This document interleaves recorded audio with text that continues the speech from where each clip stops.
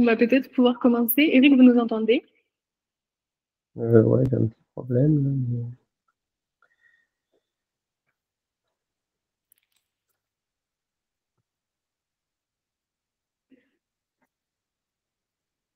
ça y est, vous m'entendez? Oui. Bon, ça marche. On commence alors? Ouais. Bien. Bonjour à toutes et à tous. Le but de ces rendez-vous du CREF et des CDE, qui était thématique, vous savez, là, c'est de faire connaître votre structure. Donc l'idée, c'est d'avoir une petite retour d'expérience de Florian qui, pour le coup, s'occupe de la communication au CREF, de Clara qui, de son côté, nous a fait un petit visuel et a recherché aussi les documents qui sont à votre disposition sur le site de la Fédé, et puis vous fera quelques propositions pour vous aider dans la communication, que ce soit envers vos cavaliers, envers vos futurs cavaliers, mais aussi envers les institutions, puisque vous savez que les liens avec notamment les mairies sont hyper importants pour le développement de vos activités, puisque il y a potentiellement des cavaliers, notamment je pense aux scolaires, aux centres de loisirs, etc., qui peuvent venir dans vos structures pour faire des découvertes, et puis après s'engager de façon plus pérenne dans l'équitation. Donc ça, c'est vraiment un moment d'échange où chacun pourra, alors après, il y a une présentation de Florian et puis de Clara, mais c'est vraiment un moment d'échange pour que chacun puisse faire partager son expérience et puis son savoir-faire. Voilà. C'est Clara ou Florian qui commence? Oui, on va commencer. Donc, en fait, l'objectif de cette réunion, c'était d'aborder un sujet qui est essentiel pour le développement et la pérennité de vos centres équestres, donc la communication. Il faut avoir conscience que c'est très important de réussir à se faire connaître, autant du grand public que des collectivités ou même en interne auprès de vos cavaliers. Donc, le but, c'est de vous présenter, comme Eric l'a dit, des outils et des idées concrètes autour de trois grands axes. Donc, la communication grand public, comment toucher un public plus large, notamment non équitant. La communication institutionnelle, donc l'importance de tisser des relations solides avec les collectivités locales et notamment les mairies. Et la communication interne dans l'objectif de fidéliser vos cavaliers et de renforcer la diffusion des informations au sein de votre structure. Donc, le premier défi pour beaucoup de centres équestres, c'est de réussir à sortir du cadre du public traditionnel, donc amateur d'équitation, et de réussir à toucher un public qui est plus large. Donc, de rendre accessible et attractif l'univers du cheval à des personnes qui n'y sont pas forcément familières. Donc, pour ça, on a regroupé quelques petites idées qui peuvent être mises en place, donc notamment au travers d'événements portes ouvertes. Donc, le but, c'est d'inviter les familles et les jeunes à venir découvrir votre centre équestre en créant des journées, par exemple, thématiques et qui sont accessibles et ludiques et où le cheval est mis en avant de manière ludique. Vous pouvez également développer des partenariats locaux, donc en collaborant avec des écoles, avec des associations sportives ou culturelles, par exemple, pour proposer des ateliers lors de ces moments-là et des initiations à l'équitation. Il y a un autre outil qui fonctionne très très bien, c'est l'utilisation des réseaux sociaux. Aujourd'hui, c'est un outil qui est incontournable, autant Facebook, Instagram que TikTok. Et c'est un excellent moyen de réussir à montrer la vie dans votre centre, de partager les moments de convivialité et de réussir à attirer l'attention d'un public qui n'est pas forcément équitant à la base. Vous pouvez mettre en place, par exemple, des vidéos qui sont courtes et qui sont dynamiques et qui permettent de capter l'intérêt de ceux qui ne connaissent pas forcément le monde de l'équitation. Donc, l'objectif de cette communication, c'est vraiment de réussir à montrer que le cheval est accessible à tous et non pas seulement aux personnes qui sont déjà passionnées d'équitation. Est-ce que, Florian, tu peux nous en dire un petit peu plus sur ce que toi, tu as mis en place au sein du Havre Duval pour réussir à développer la communication auprès du grand public? Bien sûr. Bonjour à tous. Déjà, nous, on essaie de participer aux opérations de la Fédé, notamment la fête du cheval et la fête du poney. Parce que je me suis aperçu qu'il y a beaucoup de clubs dans le Val d'Oise, par exemple, qui ne participent pas parce qu'ils pensent que ça ne va pas toucher directement leur clientèle et qu'ils ne vont pas avoir des inscriptions tout de suite. Mais c'est vrai que c'est bête de passer à côté de la communication qui est faite par la Fédé dans ces événements-là. Ensuite, on fait des campagnes réseaux sociaux ciblées. Dès qu'on fait un événement, on essaie de communiquer et de faire une publication payante pour que ça touche toutes les personnes qui sont situées autour de notre commune. Alors, on cible selon les événements, que ce soit juste la commune ou tout le département. On a des réseaux sociaux actifs parce que si on ne publie pas régulièrement, du coup, l'algorithme fait qu'on n'est pas mis en avant sur les autres personnes et que du coup, personne ne va voir nos contenus. Donc, il faut vraiment publier au moins toutes les semaines, si ce n'est tous les jours, faire des stories, montrer ce qu'on fait dans son centre équestre. Pas que de monter des gens qui sautent, mais aussi montrer qu'on donne du foin, qu'on sort les chevaux au paddock pour mettre en avant le bien-être animal. Et pareil pour le site internet qui doit être à jour parce qu'il y a bon nombre de centres équestres qui ont des sites internet qui n'ont pas été mis à jour depuis plusieurs années, où les tarifs correspondent plus, ou les activités. Et dans ces cas-là, bah, ça oriente mal les gens qui vont pas appeler ou qui vont se tourner vers d'autres sports. Voilà pour cette partie. Merci beaucoup. Et il ne faut pas oublier que votre centre équestre, c'est également un acteur local qui est très important et les relations que vous entretenez avec les collectivités et notamment les mairies sont primordiales pour le développement de votre activité. Donc, c'est essentiel pour avoir un soutien financier et logistique. Donc, au niveau des subventions municipales, de la mise à disposition de terrains, par exemple, ou l'organisation d'événements qui peuvent être communs avec la ville et fortement aider à développer votre structure. Il y a également la possibilité de développer des partenariats événementiels, donc en vous impliquant dans les événements qui sont locaux, comme par exemple les fêtes de village, les kermesses ou les événements sportifs. Vous permettez de renforcer votre image en tant que partenaire local indispensable. Et les relations avec les mairies permettent également d'avoir une communication croisée, c'est-à-dire que vous pouvez utiliser les canaux de communication des collectivités pour vous faire connaître, pour relayer vos informations, par exemple dans les bulletins municipaux, sur les réseaux sociaux des mairies ou pendant les événements publics. Ça peut être un très bon relais de promotion de vos activités, puisque ça permet de toucher une cible qui n'est pas déjà dans vos abonnés, par exemple. Florian, comment est-ce que toi, tu as développé ces relations institutionnelles au sein de ta structure ? Alors du coup, nous, on essaye vraiment d'inviter tout le temps notre maire à tous nos événements.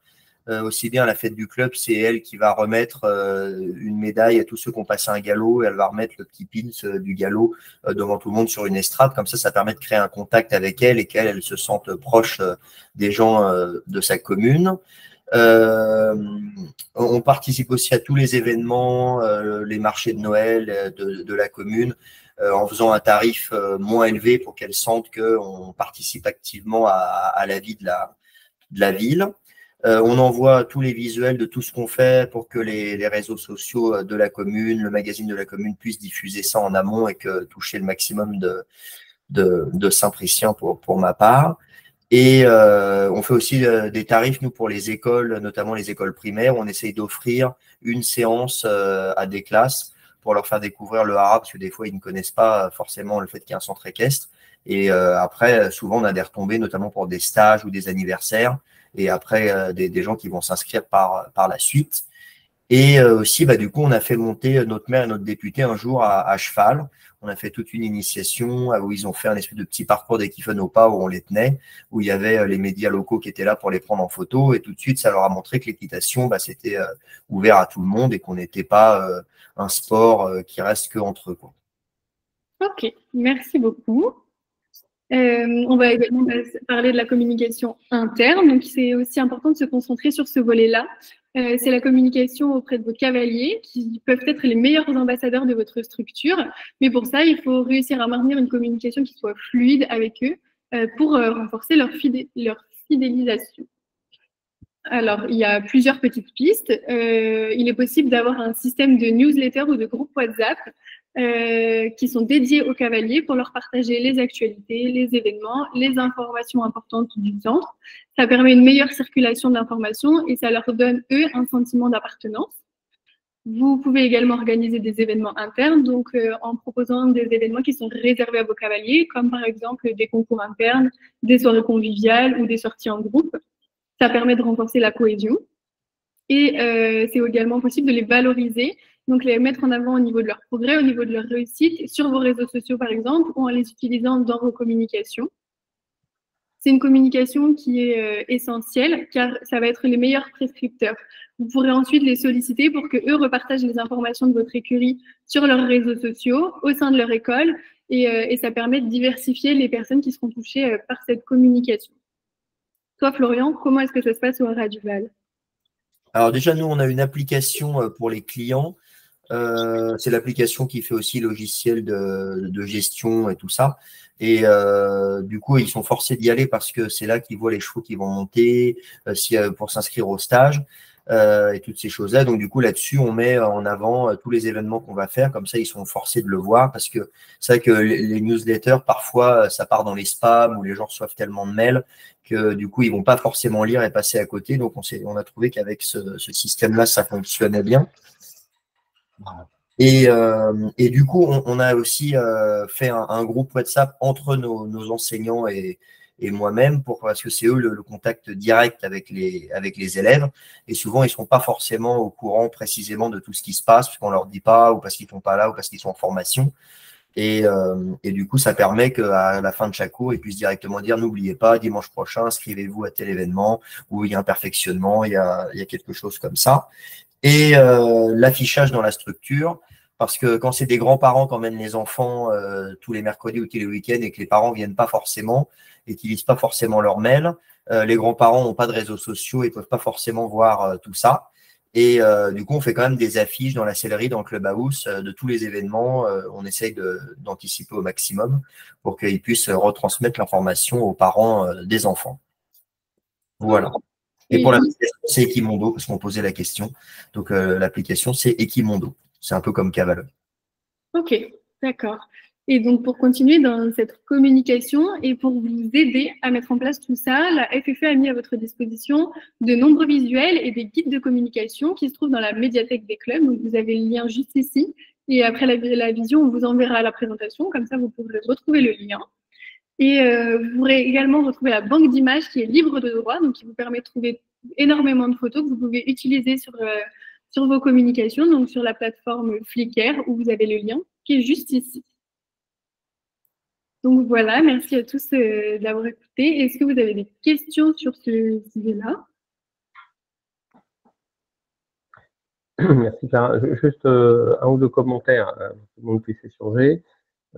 Pour rappeler l'importance des kits de communication qui sont mis à disposition par la Fédé, peut-être au niveau du CREF et des CDE, on pourra également vous appuyer si vous avez besoin.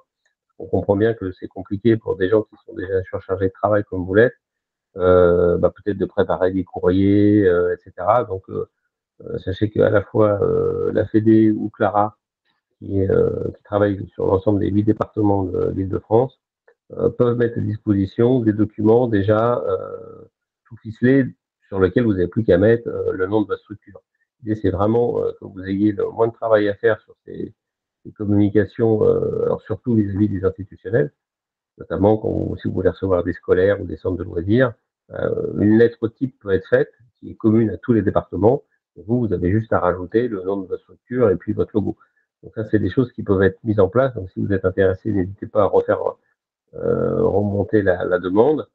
L'autre point, c'est qu'on voit maintenant l'importance de la communication digitale, entre guillemets, hein. C'est un peu plus large que les réseaux sociaux. On est en train d'élaborer, là encore, au niveau du CREF, mais par département, un plan de formation.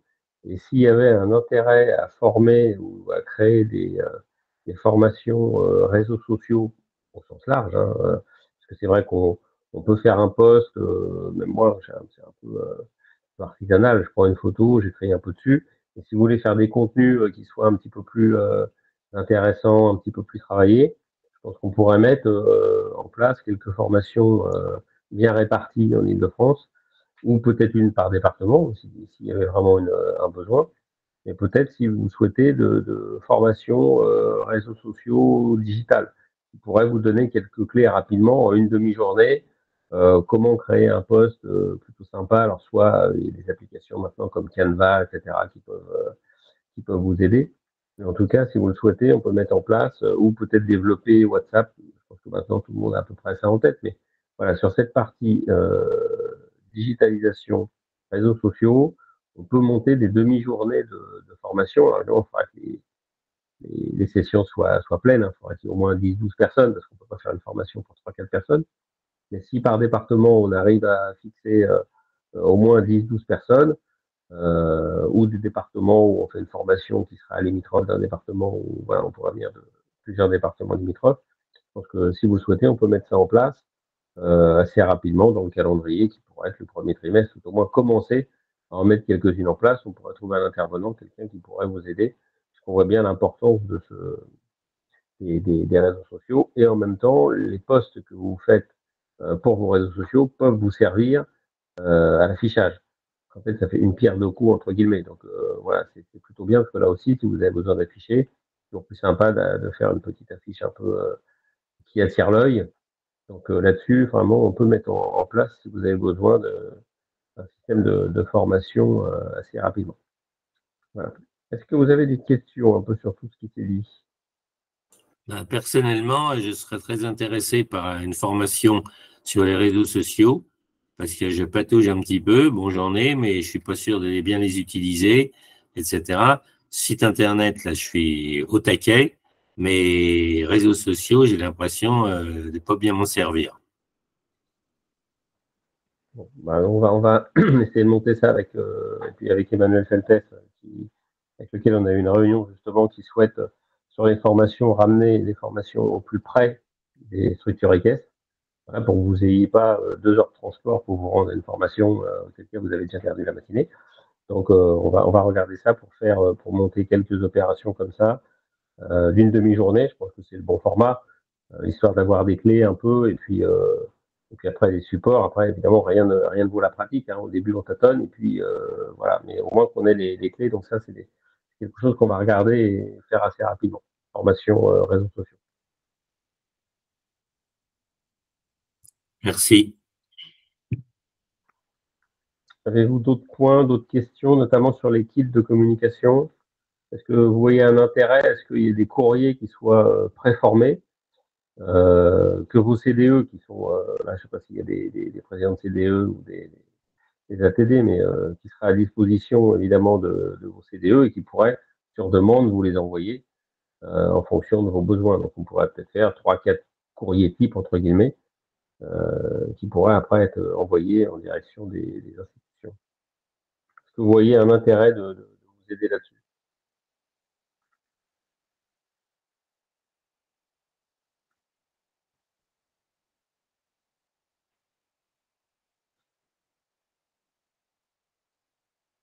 Allô?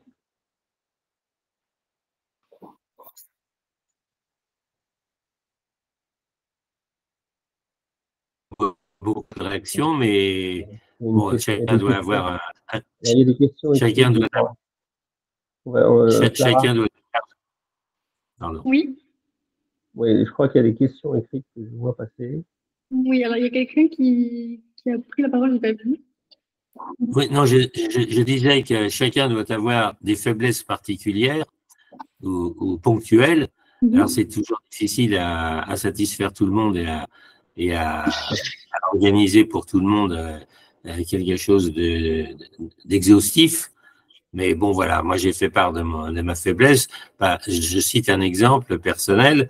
Sur Facebook, je sais toujours pas quelle est la différence entre le fil et la story. Voilà. Alors, j'envoie des stories. Le fil, je sais pas, j'en vois pas. Est-ce que c'est une erreur? Bon, voilà. Je vais pas avoir la réponse maintenant, mais c'est un exemple.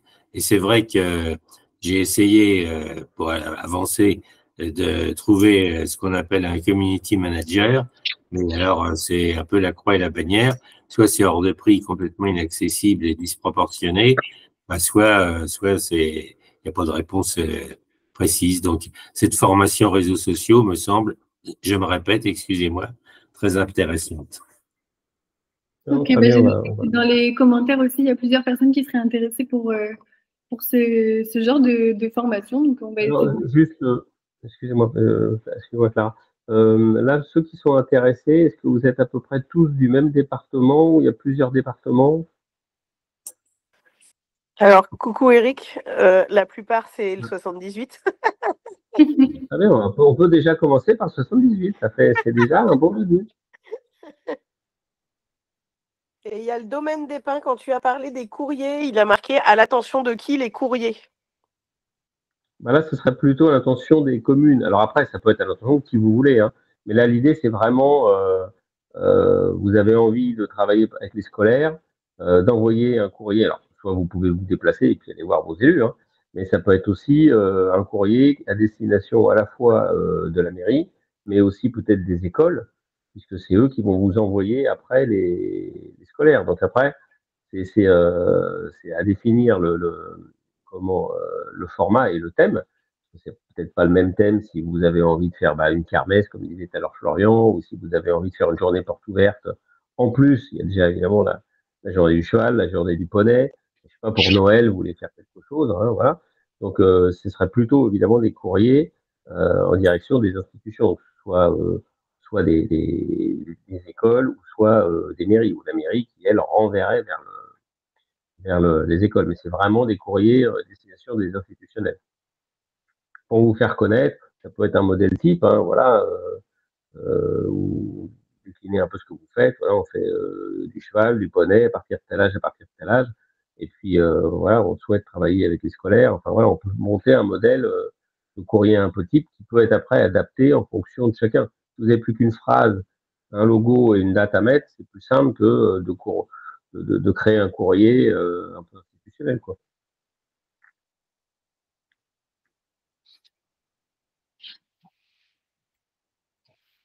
Sur ce sujet-là, je me permets 2 secondes, Eric. Il y a des outils qu'on peut utiliser. Alors, je sais qu'il y en a qui ont déjà des scolaires payants, mais par contre, quand Florian a parlé du recrutement, etc., moi, je sais qu'effectivement, il y a Poney École qui est un dispositif qu'il est facile de relayer auprès des directeurs d'école qui sont à proximité. Et que moi, je n'accepte effectivement que des écoles de proximité, ce qui me permet d'avoir potentiellement des débutants et des nouveaux cavaliers en stage. Après, il y a un dispositif qui est moins connu qui s'appelle Graines d'artistes, qui permet de monter des spectacles éventuellement avec des écoles. Il a la particularité qu'on ne met pas les enfants de l'école à cheval, c'est-à-dire que c'est une co-composition entre une classe et un centre équestre.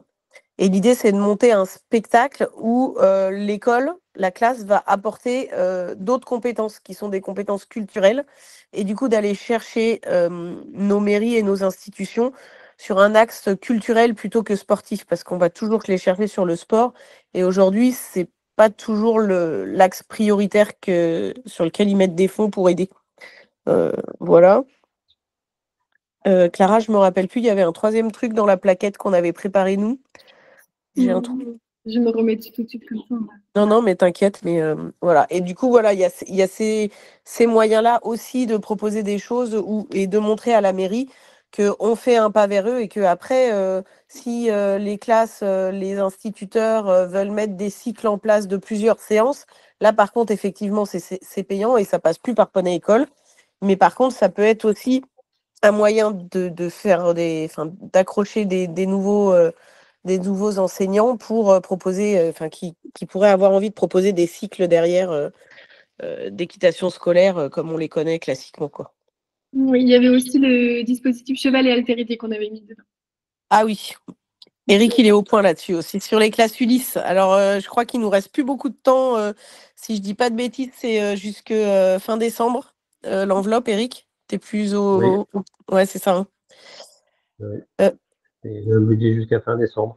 Alors, on ne sait plus s'il y a encore un peu de tout dessus, parce qu'effectivement, mais on peut vous refaire après un petit point avec Clara sur les différentes actions déjà mises en place par la Fédé avec les liens directs, de façon à ce que vous évitiez d'aller sur le site et puis chercher les diverses activités proposées par la Fédé.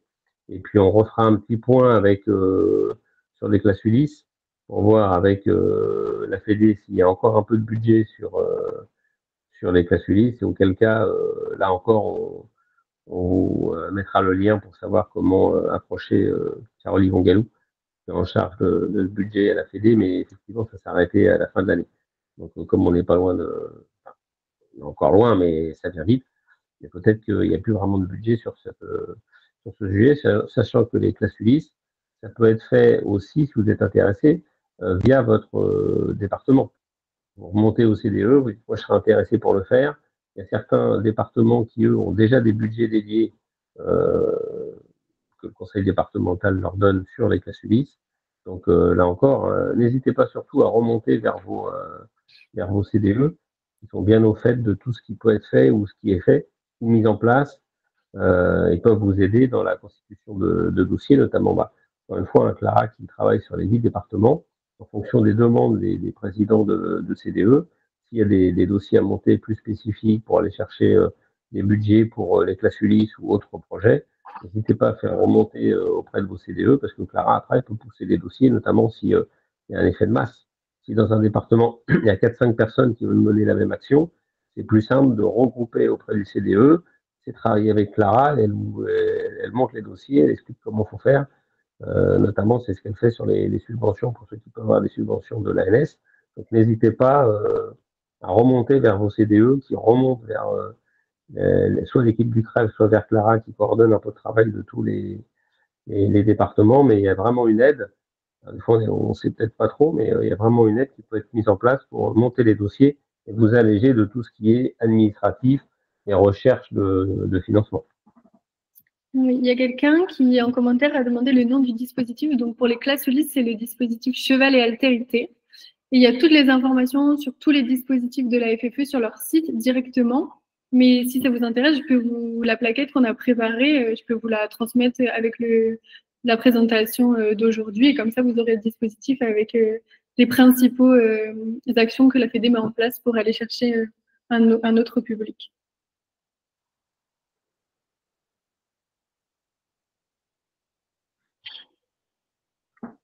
Bien. Il y avait d'autres questions, Clara? Alors, pas dans les commentaires, en tout cas. Commentaires. Bon. Écoutez, moi, en tout cas, sauf si vous avez encore des choses à ajouter, mais je retiens vraiment qu'il faut qu'on lance au plus vite une formation, notamment sur le 78, formation réseaux sociaux, parce que là, on voit qu'il y a un besoin, qu'on puisse, avec le document qui va vous être envoyé, mettre les liens directs, que ce soit sur les sujets cheval et altérité, que ce soit sur les sujets, alors là, c'est passé, hein, mais quand c'est la fête du poney, etc., voilà, qu'on ait les liens pour avoir le plus rapidement possible, sans trop les chercher, les actions mises en place par la Fédé. Aussi les liens sur l'équipe de communication, parce qu'il y a aussi des affiches. Si je reprends ce qui était passé, si ce soit Cheval de Pâques, que ce soit la fête du poney, la journée du cheval, il y a plein de documents que vous pouvez récupérer et afficher dans vos structures ou mettre sur vos réseaux sociaux. Donc, faut pas hésiter à s'appuyer sur ce que la Fédé met en place ou sur ce que le CREF met en place. C'est vrai que des fois, on se sent un peu moins seul. On dit, il faut que je crée une affiche, c'est compliqué, alors qu'il y a tout ça qui est à disposition dans la médiathèque. Et puis, on va travailler sur un courrier un peu type, en regardant déjà ce qui était fait sur la Fédé, qu'on enverra à vos départements, et puis chargé à eux après de diffuser auprès du plus grand nombre, mais qu'on retravaille un peu ce type de communication qui peut vous aider à communiquer avec les institutionnels qui, encore une fois, vous permet de participer pleinement à la vie en fait de votre commune, et puis vous rapportez aussi des cavaliers, puisque on voit bien que dans le cas de Poney École ou dans ce qui est fait avec les classes scolaires, que globalement, dans une classe de 20 enfants, il y en a toujours un ou deux qui se mettent au poney tôt ou tard, ou qui sont déjà à poney par l'intermédiaire justement de ces dispositifs avec les écoles. Et des fois, les parents venant, ils regardent ça et puis s'y mettent aussi. Donc il y a vraiment un potentiel de cavaliers à aller chercher via les communes qui sont quand même les meilleurs communicants sur votre territoire.